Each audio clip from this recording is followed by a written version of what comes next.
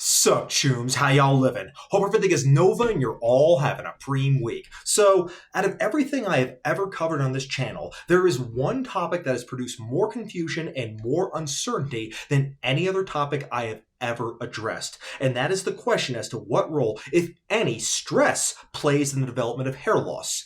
If you're watching my channel, then there is a very good chance that you probably have androgenic alopecia. Androgenic alopecia is, after all, the most common type of hair loss for both men and women. So much so that oftentimes the terms androgenic alopecia and hair loss are used interchangeably. There are other forms of hair loss, though, that exist that are not caused by DHT, some of which I have talked about extensively on this channel. But the fact still remains that if you are losing your hair, the chances of your hair loss being caused by something other than androgenic alopecia are extremely minuscule. But these other rare causes of hair loss do exist, so we can't completely ignore them. There are autoimmune disorders like alopecia areata, where your own immune system attacks your hair follicles. There is even an extreme form of this condition called alopecia totalis, where all the hair on your head is lost. And there's even alopecia universalis, where all the hair on your body is lost too. A famous example of a person within the hair loss community who has this condition is Dr. Gary Linkov. His cause of hair loss, though, is definitely the exception, and it is not at all relevant to the type of hair loss the overwhelming majority of people will experience. Additionally, there are also external factors that can cause hair loss, such as scarring alopecia or traction alopecia, which is caused by the prolonged tightening of the hair through processes like braiding. Most of these types of hair loss are completely treatable, but not through medications that lower DHT like finasteride. For example, alopecia areata is often treated with anti-inflammatory drugs like corticosteroids, or with drugs that suppress the immune system like methotrexate. But there is another type of hair disorder which is getting a lot of attention recently thanks to the works of a certain medical editor. I'm of course talking about telogen effluvium, which is a type of hair disorder. But as far as hair disorders go, it would probably be better to describe it as a hair growth disorder rather than a hair loss disorder, and I'll talk about that later. Telogen effluvium is induced by extreme physical or mental trauma as well as stress. Unlike androgenic alopecia, though, telogen effluvium is not a genetic trait and it is not accelerated by androgens like DHT. But unfortunately, very much like the case with androgenic alopecia, there is a vast amount of misinformation about telogen effluvium on the internet. People who fall prey to this misinformation are often exploited by snake oil salesmen and hairline fraud cells who want to convince hair loss sufferers that telogen effluvium is some major component to hair loss that has been ignored by mainstream medicine, and that by not addressing it, we have been holding back our true potential for hair regrowth.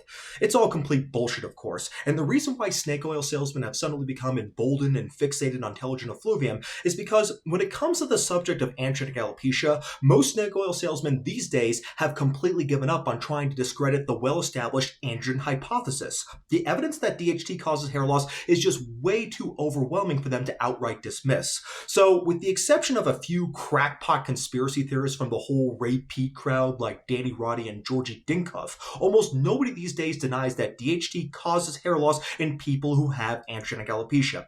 Even people who hate finasteride will usually at least admit that the drug actually works. So, what con artists and Ray Pete trolls have been trying to do for the past several years is just some good old-fashioned gaslighting. So they'll say things like, sure, DHT causes hair loss, but DHT is only part of the equation. There are many other important factors you have to address as well. So if you guys remember the introduction in my video where I reviewed Neostem's snake oil hair growth gimmick, I gave an overview on the different categories of scammers. The people who are overhyping the importance of telogen effluvium, they would fall under the both-sider category of scam. These are the types of people who will promote some bullshit, but they'll also package it with some legitimate scientific information, which makes the scam they're promoting seem more believable to your average consumer. So, if someone were to say, for example, that finasteride is an ineffective drug because DHT is actually good for our scalp hair, in that case, almost nobody outside of a few fringe conspiracy theorists would listen to them because the data showing DHT's causative role in promoting hair follicle miniaturization is just way too strong for that to be a believable statement. But if If that same person were to say something like, oh yes, of course DHT causes hair loss, but DHT is just one of the many factors that cause hair loss, and I have discovered a treatment modality that treats hair loss beyond just suppressing DHT. When you phrase it like that, that's a lot easier for many consumers to believe, and that's especially since many people who start finasteride, they'll find out that the drug doesn't work as well for them as they hoped it would, and therefore they'll jump to the conclusion that there has to be some other unaddressed factor that they have to address beyond DHT inhibition if they want to get optimal hair growth results. And oftentimes, one of the underlying unaddressed factors they consider to be so important is telogen effluvium. So snake oil salesmen, they'll tell these consumers that not only is telogen effluvium an extremely common condition, but that it can even unmask and accelerate the symptoms of androgenic alopecia. They make it out to be like androgenic alopecia is some sort of dormant trait that gets awakened by telogen effluvium and that is made worse by it. Therefore, they say that someone who is losing their hair because of androgenic alopecia is only solving part of the problem by taking finasteride, and that if you really want to get good results, then you need to follow their bullshit advice to fight telogen effluvium, or else you're not fighting hair loss on all fronts. But the real truth here, homies, is that telogen effluvium is not at all related to androgenic alopecia. Telogen effluvium is not common, and when it occurs, it is a temporary condition that almost 100% of the time will reverse itself within a few months. It doesn't have any carryover into androgenic alopecia at all, and it is not something that the vast majority of hair loss sufferers will ever need to even think about because it is something that will never happen to them. These discussions about stress and telogen effluvium related hair loss are doing nothing but muddying the waters and tricking people into thinking that their hair loss is being caused by something else other than DHT, when the reality is that it really is just the trash hormone DHT that is causing their hair loss. If you suppress enough DHT, the further progression of androgenic alopecia will no longer be possible. If finasteride isn't doing enough to stop your hair loss, the solution is greater DHT suppression, which can be achieved through a stronger 5-AR inhibiting drug like dutasteride, which can be titrated safely all the way up to 2.5 milligrams daily for double the scalp DHT suppression of finasteride. And I talk about all that in my perfect dose of dutasteride video, which is linked below. The point I'm trying to make though here, chums, is that suppressing enough DHT is literally the only thing you need to do to stop hair loss. There is no other factor at play. Nothing. You're not losing your hair because of stress. You're losing it because when you were conceived and developing in your mother's womb, your scalp hair follicles inherited a greater density of androgen receptors and DHT. Fortunately for you, though, you were born in an era where we have drugs like finasteride to lower DHT levels, so you don't have to succumb to the tyranny of your genetics.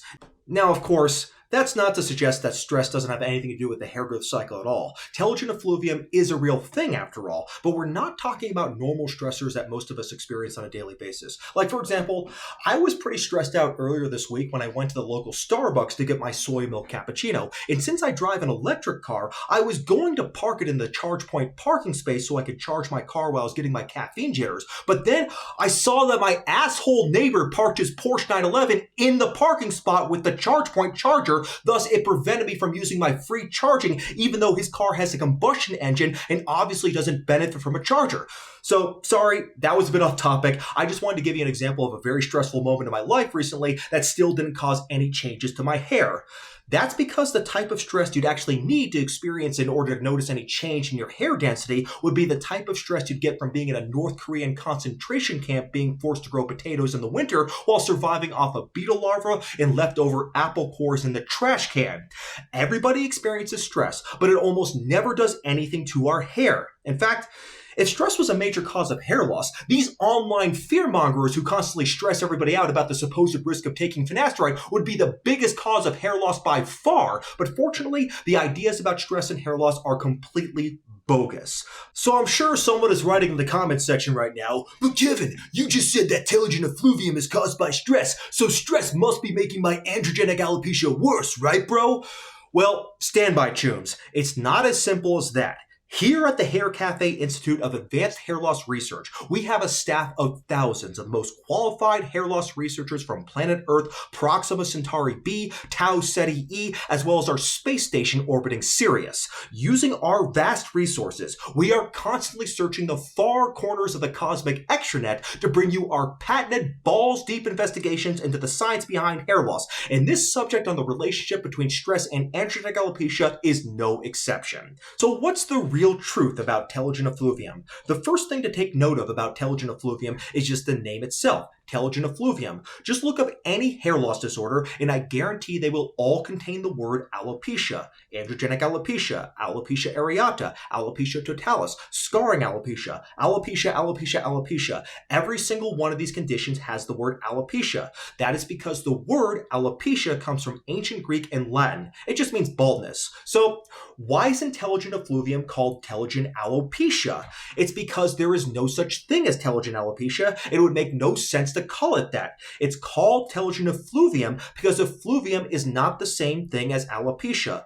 Effluvium is translated from Latin as an outflow. So with telogen effluvium, we're talking about an outflow of telogen phase hairs. So when we're talking about telogen effluvium, we're not talking about baldness at all. What we're really talking about here is just a shed. It's not called telogen alopecia because nobody goes bald from telogen effluvium. What people who have telogen effluvium are experiencing is merely just a period of increased shedding of their hair. So to better explain all this, let's take a look back at the history of telogen effluvium. It turns out the condition was first described by this doctor here named Dr. Albert Kligman in 1961. Dr. Kligman was one of the most prominent dermatologists of that era. Amongst his contributions to hair loss science, he was the one who came up with the idea of the human hair growth cycle. He also developed the drug tretinoin, which is not only an important acne drug, but it also can be combined with topical minoxidil to improve its effectiveness in people who are poor responders to the drug. If you want to know more about that topic, then I'll go ahead and post my video on tretinoin below. But unfortunately, Dr. Kligman is also rather notorious for the experiments he performed on prisoners. The prisoners were paid, probably with ramen noodles, but in the experiments, they were deliberately exposed to various toxins and dangerous agents. None of this would be considered ethical by today's standards, even while being performed on prisoners. At this time, though, this was actually a pretty common practice. But fortunately, the negative reactions to those outrageous experiments resulted in a reform to the laws of medical consent in the 1970s. So this kind of abuse no longer goes on in prisons, or at least in American prisons. I mean, maybe they still do in North Korea, who knows. So Dr. Kligman, he was basically a real-life version of the mad scientist Dr. Hojo from Final Fantasy VII. So excuse me, because I'll have to use my evil mad scientist voice when I quote him later. Anyways, Dr. Kligman, or maybe it's Kligman, I don't know. Anyways, he is the one who first described telogen effluvium, and he did so in this article here from 1961. In fact, he is the person who came up with the name telogen effluvium. When describing what happens in this syndrome, he says, quote, "The dynamic event is merely a premature termination of anagen.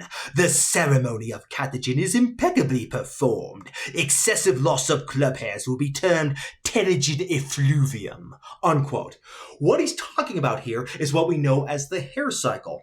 There are three main phases of this cycle. There is the anagen growth phase, the catagen regression phase, and then the telogen resting phase. Normally, the anagen growth phase lasts 2 to 6 years. The catagen phase lasts about a month, and the telogen phase lasts 2 to 3 months, after which the hair sheds and a new anagen phase begins. So when he's talking about club hairs in this article, what he means are hairs shed in the telogen phase. Now, I'm sure everyone has noticed that hairs shed will typically have that little knob on the end, that white little knob that looks like a piece of skin. This is what it looks like up close in case you don't know what I'm talking about, but you've probably all seen it, and it's nothing to be alarmed about. So what happens in telogen effluvium is that something happens to abruptly end the anagen phase prematurely, which then triggers the catagen phase and then eventually the telogen resting phase. Another way to say it is that the catagen phase begins prematurely. The result is that more hairs enter into the telogen phase than normal, and about 2 to 3 months later, a shed will happen. So what causes the abrupt end of the anagen growth phase?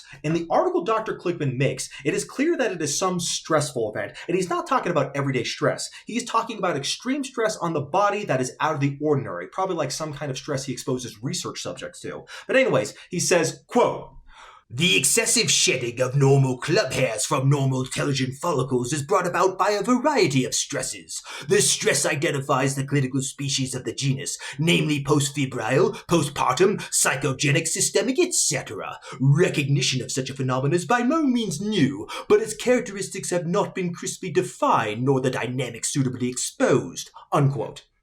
Now, when Dr. Kligman is talking about stress, he is of course not talking about the day-to-day stress most of us experience, like getting upset when your wife's boyfriend forgets to buy you Smash Bros when he buys you a Nintendo Switch. He is talking about full-blown, life-altering events. For example, one cause of telogen effluvium is an acute severe illness associated with a prolonged high fever. This is called post-febrile telogen effluvium. However, even back in 1961, the illnesses that would cause telogen effluvium were a rarity. He says, quote, "Nowadays, physicians have little opportunity to observe devastating febrile illness. Our medical forebears, however, had a plethora of experience and were well acquainted with the hair loss following typhoid fever, scarlet fever, pneumonia, etc." Unquote. So, if illnesses that triggered telogen effluvium were rare back even in 1961, that means that they're even rare today since we have a lot more things like antibiotics available and much better medical care now overall than we did back then. Another cause of telogen effluvium that is not so rare though is telogen effluvium in women after childbirth, which is also known as postpartum telogen effluvium. Dr. Kligman notes that this type of telogen effluvium is not that uncommon, but it can be confused with female pattern hair loss, which is what we would call nowadays androgenic alopecia in women. Dr. Kligman makes it very clear, though, that telogen effluvium has nothing at all to do with androgenic alopecia in either women or men, and he anticipated by about 60 years the very stupid arguments of some certain medical editors today that telogen effluvium somehow triggers off androgenic alopecia. He says, quote, "The patient who subsequently develops female pattern baldness may connect falsely the onset of irreversible balding process with an episode of postpartum shedding," unquote. So here, Dr. Kligman is very clearly emphasizing that these two conditions are completely unrelated to each other. Dr. Kligman next tackles the case as to whether or not psychological disorders can cause telogen effluvium. Dr. Kligman does think that psychological stress can sometimes cause telogen effluvium, but only after overwhelming anxiety. He thinks it is rare because, as he says, quote, "Otherwise, considering the long and savage history of human cruelty, the phenomenon would probably have been recorded many times," unquote.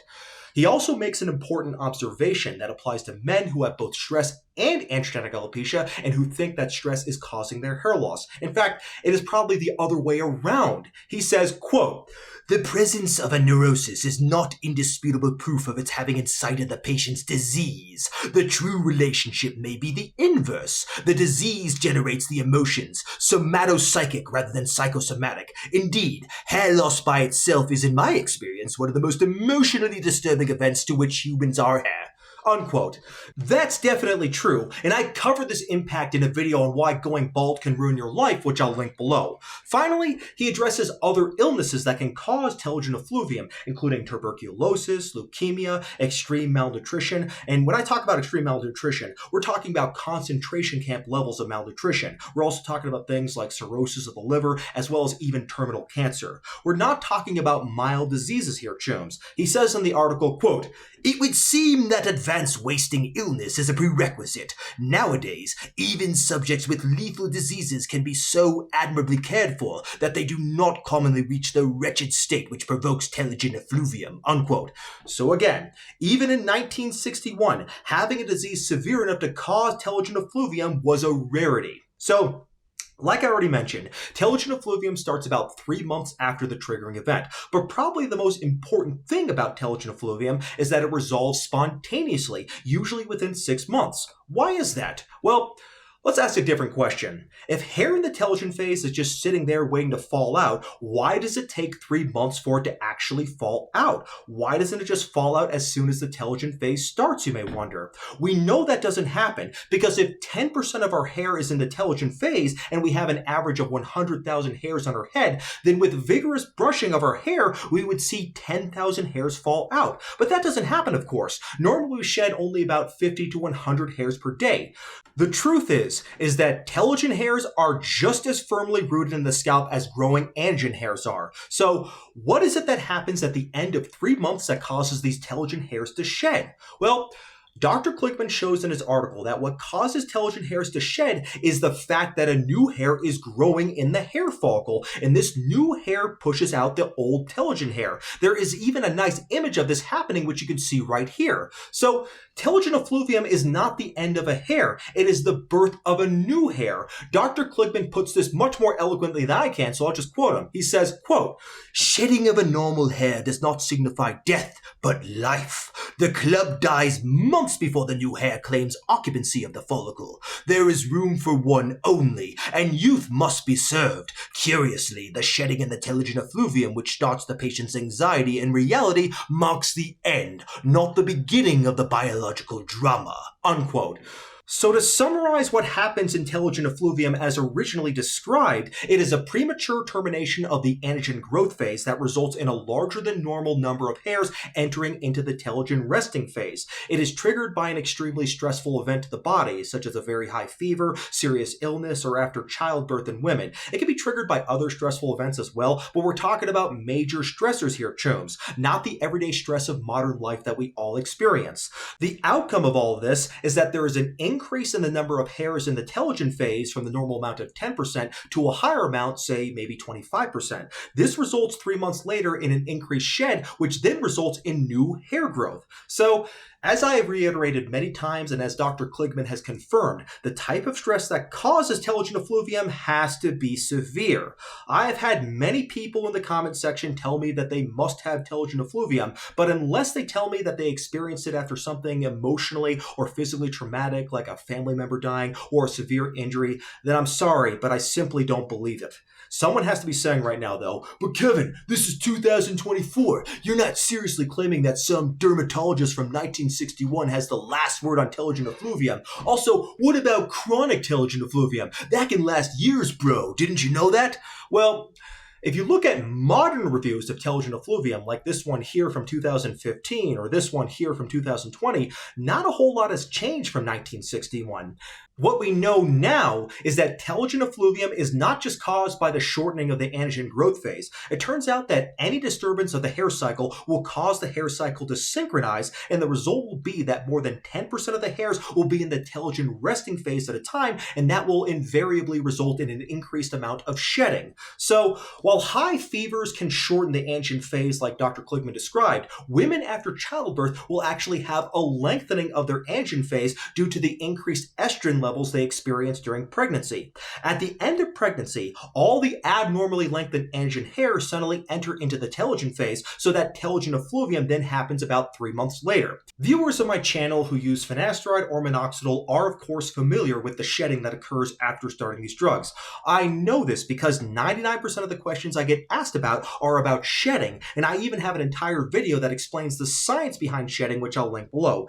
To summarize some of the research though, the shedding that occurs as a consequence of using hair loss treatments is due to shortening of the telogen phase. That is because these drugs induce the anagen growth phase. So, in this case, a greater percentage of telogen hairs are shed than usual, but this is only because of new hair growth. So, anything that synchronizes the hair cycle will cause increased shedding, and that shedding can be periodic since normally the hair cycle is not synchronized. Instead, it is random. So again, this is all discussed in my video on hair growth drugs causing shedding, which I'll link below, and please watch that video because anything you want to know about shedding is probably answered there. And as far as the whole subject of chronic telogen effluvium goes, that is a specific condition that affects mostly women in their 40s and 50s, which is probably not the situation for most of the viewers of my channel. I think I maybe have like 5 female subscribers at most, even though I have made videos on this channel specifically about women's hair loss. So, over time, the list of causes of telogen effluvium has increased, as you can see in this table here. But the bottom line here, chums, is that the stressors or the metabolic disorders that lead to telogen effluvium are not mild. They are serious conditions. So the idea that everyone is walking around with telogen effluvium due to the stress of daily living is not borne out by any data whatsoever. Even if you do get telogen effluvium, it is a self-limited syndrome. It doesn't cause baldness. It is basically just a relatively relatively slight disturbance of the normal hair cycle so that a slightly greater percentage of hairs are in the telogen phase than they normally are. That's why it's called telogen effluvium and not telogen alopecia. Androgenic alopecia, on the other hand, is a chronic disease that actually does cause baldness, hence the word alopecia. It is a process that takes years to happen, and it has nothing to do with telogen effluvium at all. The idea that a short-term increase in the percentage of hairs in the telogen phase from 10 to maybe 25 or 30% at most is going to somehow jumpstart androgenic alopecia is just pure bro science. Remember, telogen effluvium doesn't even affect all hairs. It just affects a relatively small percentage of hairs, which causes increased shedding. It is definitely not causing all the hair follicles to accelerate their hair cycles and thus cause androgenic alopecia to rapidly fast forward. Even if someone does have telogen effluvium, it is too short-lived of a condition to have any significant impact on androgenic alopecia, which of course is a chronic disease that slowly progresses over the course of many years. So, as someone who has invested a significant amount of time researching hair loss, it is very frustrating to me that telogen effluvium is even a subject of discussion at all. Most people will not get it, and even if they do get it, it is not going to have any effect on androgenic alopecia. Like I said earlier, telogen effluvium isn't even a hair loss disorder at all. It's just a temporary perturbation of the hair growth cycle. So you can kind of think of telogen effluvium as being a glitch in your hair's programming that temporarily interferes with its normal functioning, but it doesn't actually do anything to accelerate the process of androgenic alopecia. There is literally no carryover between the two conditions at all. Now, I know finasteride and dutasteride don't always work as well as some people hope it does, but that's only because these drugs do not suppress 100% of scalp DHT. So if you are on these drugs, first of all, good for you, but if they're not working as well as you hope they would, then please do not jump to the conclusion that there must be some sort of underlying factor like telogen effluvium. What you need to do is simply suppress more of the trash hormone DHT. So the solution here is just stronger 5-AR inhibition. Again, let me be clear that finasteride, despite only suppressing about 40% of scalp DHT, will still stop hair loss and regrow hair in the vast majority of people who use it. But for the few people who don't respond very well to finasteride, there are stronger options like dutasteride at 0.5 milligrams per day or at 2.5 milligrams per day if you want to really nuke your DHT safely. So consider stronger 5-AR inhibitors if you are unsatisfied with your results from finasteride. But don't waste your time worrying about telogen effluvium. It is completely fucking irrelevant. See you next time and God bless.